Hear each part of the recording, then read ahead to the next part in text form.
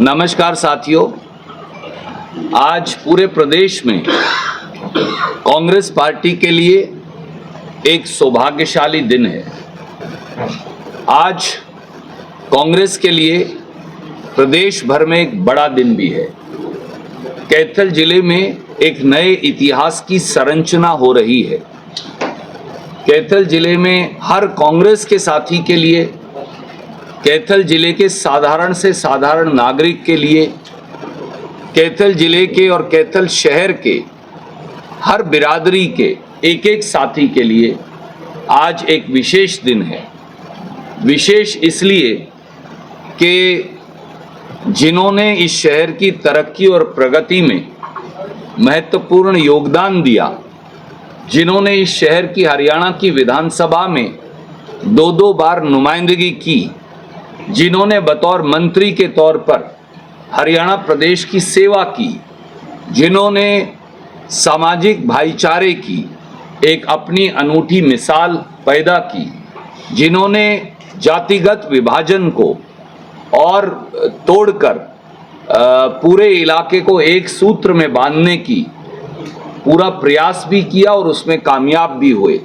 पूरा मंत्री, पूरा विधायक कैथल के हर व्यक्ति से, पूरे जिले और हरियाणा के हर व्यक्ति से चिर परिचित श्री सुरेंद्र मदान जी ने आज ये निर्णय किया है कि वो भारतीय राष्ट्रीय कांग्रेस, श्री राहुल गांधी जी, श्री मल्लिकार्जुन खड़गे जी और कांग्रेस पार्टी की नीतियों में विश्वास व्यक्त कर अपने सभी साथियों सहित वो कांग्रेस पार्टी में शामिल भी होंगे। उन्होंने मुझे व्यक्तिगत तौर से छोटे भाई के तौर पर और अपने अजीज आदित्य सुरजेवाला को आशीर्वाद दिया है। मुझे ये विश्वास है कि न केवल कैथल विधानसभा और कैथल जिले में, पर हरियाणा के हर कोने में, गुड़गांवा और फरीदाबाद से लेकर सिरसा और डब्बावाली तक, इधर कालका और पंचकुला से लेकर और दूसरी तरफ नारनौल और महेंद्रगढ़ तक हर कांग्रेस का साथी और ज़्यादा मजबूती श्री सुरेंद्र मदान के कांग्रेस में आने से उसे मिलेगी।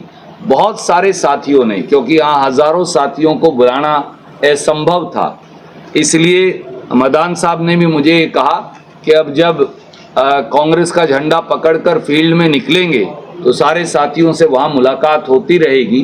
बहुत सारे साथियों ने आपके साथ कांग्रेस पार्टी की सदस्यता ग्रहण की है।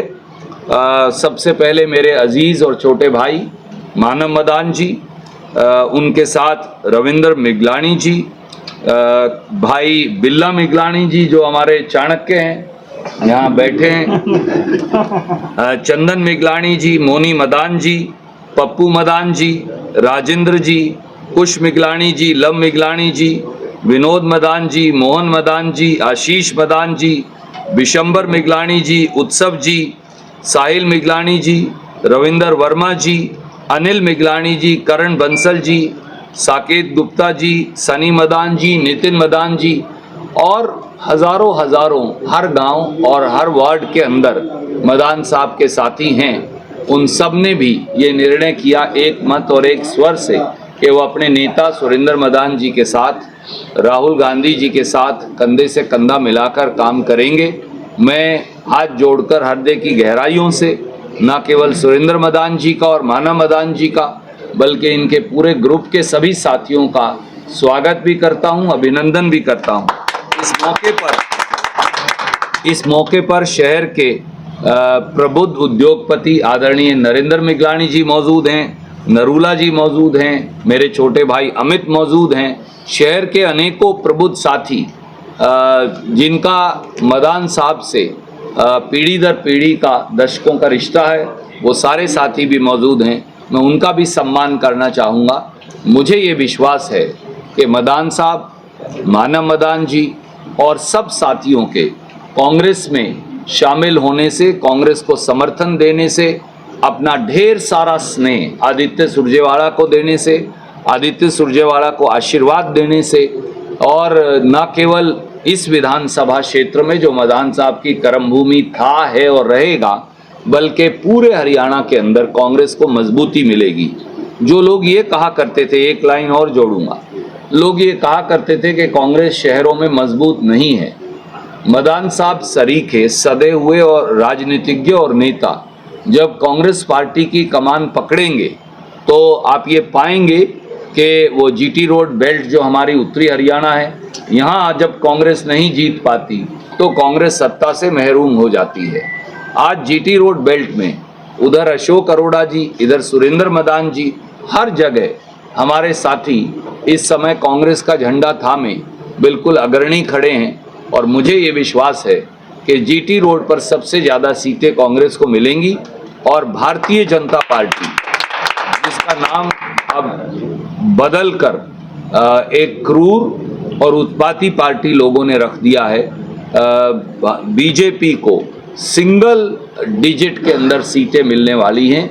आज उनके हर नेता सेफ सीट की तलाश में घूम रहे हैं।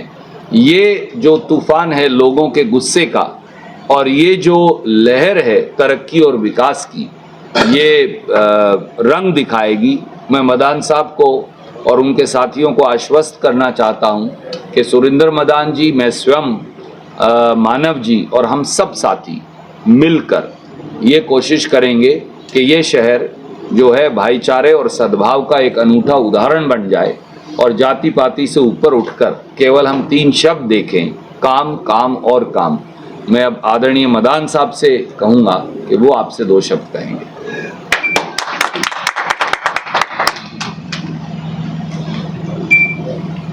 वैसे तो हमारे बड़े नेता हैं, लेकिन मेरी उम्र में छोटे भाई हैं रणदीप सुरजेवाला जी। मेरे साथ बैठे हुए सभी मेरे पुराने साथी,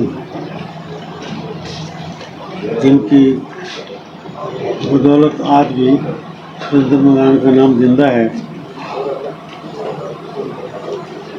देखिए, सबसे पहले तो विकास की बात होती है, शहर के भले की बात होती है। मैं पहली बार बना लोकदल के राज में, आप इतिहास उठाकर देख सकते हो, विधानसभा की प्रोसीडिंग देख सकते हो।